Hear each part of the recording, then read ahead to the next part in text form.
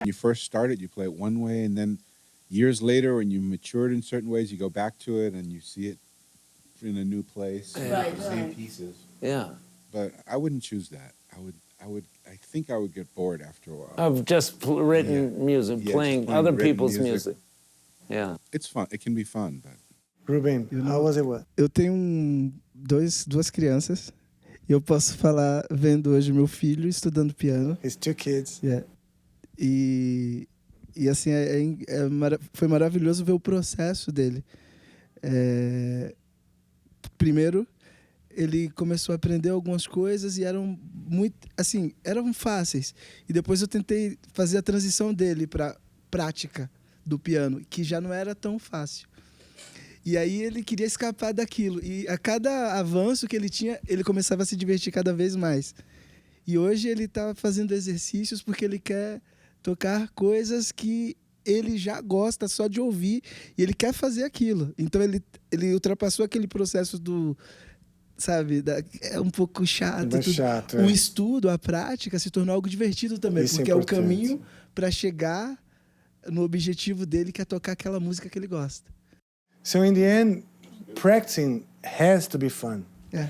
So if someone doesn't find fun in this practice, it's probably because it's practicing wrong. Could be. I don't know. Everybody is different. Some people, they're not so fun-oriented. Okay. You know, some people, the suffering is part of their process. I think it's very individual. And that's what the beauty about it is. It's like so individual, you know. It's not like one template that's applied to all of us. We all get to choose our camino. She's the philosophical of the band, right? Very much. Very much so.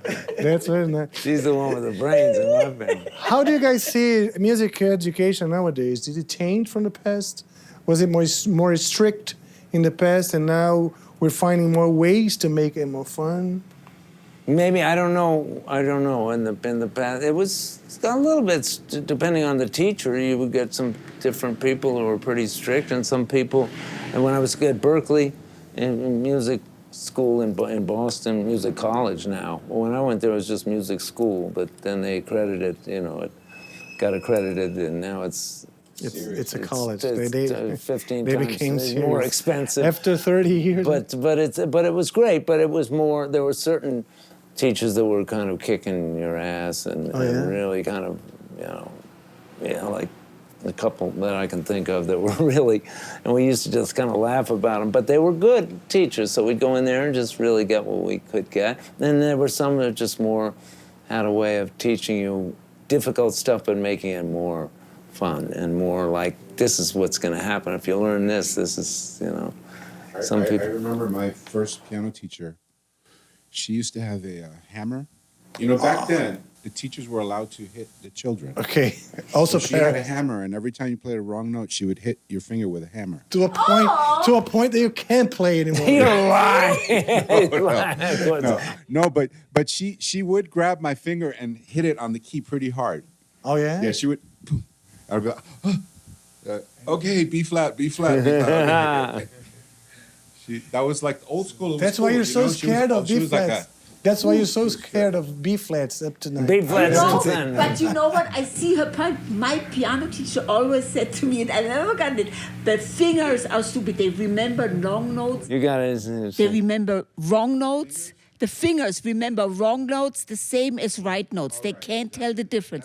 So once you play it, it will want to play it again. That's what she said. That's exactly what my teacher said. Is that right? Yeah. Is that like the fingers they must told have you? gone to the same conservatory. Yeah, they probably do. And how, Bob, about your background? You started with the piano or right with the saxophone? Piano first, and the cool part, now that I think about it, in retrospect, when I started on the piano, it was because my grandmother had a piano, and she used to take care of me after school, right? So, but all she wanted, you know, at that time, she would sit and watch her programs on television at a certain time, you know, the Mike Douglas show, whatever the stuff was. And so and I was just there by myself, me and my grandmother. And so the only fun thing to do there was the piano, basically. Okay. So I would sit and just make things up.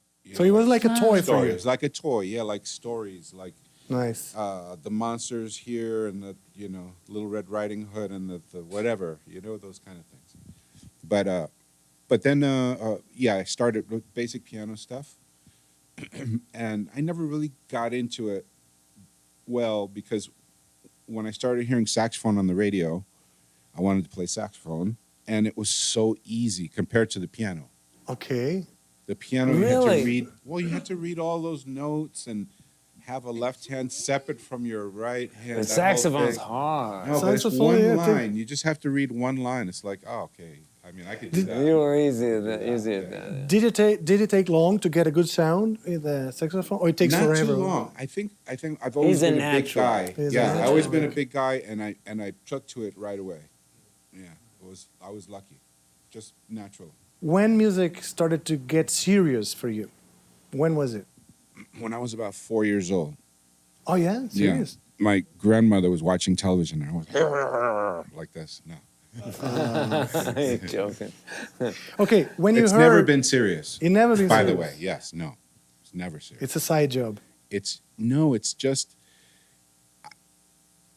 just music, So it's like, nobody's path. gonna get hurt. It's not, it's not gonna really harm anybody if you play a wrong note. Except your own ego. I know what you mean. But I've never taken it like serious. Like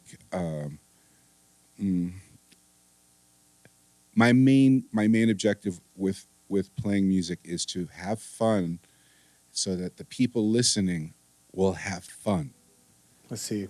That's my goal. Period. That's it. I'm fascinated by jazz and all the intricacies of harmony and. Yeah, but and you get rhythm, into it deep. But basically, it's a I'm just like combination. I just want people to have I know, fun. but what I see with Bob is it's a combination of that. He wants to reach the audience, but he's got some certain things he's working on that probably go over everybody's head. But they'll just see that he's serious about it. Yeah. They sense the You serious. don't the see yourself seriousness. as so serious, but No, when you not guys so were serious, jamming, Huh? but Yeah. when you guys were jamming, Mike was improvising and you had your eyes closed. Yeah. And I've noticed you getting into the music, and okay, it's not serious wouldn't be the word, but deep, Yeah. And, It's more like there- meditation. If I Okay, can compare it so- to anything. But playing music is a rush. Anybody who says microphone. playing music is a rush. Anybody who says it's not is lying. It's like a high. Yeah. Oh, you're right. It can be. It's like It it's can the, definitely be. It's It the can be. best high of all, like feeling the groove or so. It's like takes you out of your troubles of every day in no time. It's true. So would you say that for the young musicians that we should recommend to try to get that feeling? Mostly not learning music by the quantity, but the quality of that high, the sensation of a deep I sensation. don't know if that can be taught. What do you think, Bobby? I think that whether or not a student goes on to become a professional musician and seek that out for a career, I think to me it's the experience for somebody to get to a certain level where they feel like they're able to express something emotional, and people react well to it, and say, I think that's really good. Whatever it takes to make you think, oh wow, maybe it's cool. Maybe it's that it's cool. That can be applied to anything. It's like riding a bicycle. Once you learn, right? So that experience can translate itself to anything that you become passionate about. So to me, it's all about the passion. Nice. You mentioned the saxophone that you heard on the radio. You remember a name of a saxophone player that inspired you in the beginning? Yeah, Manu Dibango with Sol Makusa. That was my jam. Go back to the 70s. That was my jam. Jam. How old are you? 11. 11. Okay, cool, nice. So then my brother was in junior high school, and he was already playing drums. And I said, well, I know they got a band, so I said, I got to play the saxophone. Yeah. I was tired of the piano, too. I wasn't getting, I had a good musical ear, but I couldn't get what I wanted out of the piano. It was too hard. It's too hard. I don't know how piano players do it. But the horn is perfect for you. I mean, it's like you're singing with it. Yeah. Jeez. Yeah, it feels so natural. Yeah, so he's singing with it. He's singing and playing some great stuff. I mean, it's amazing stuff.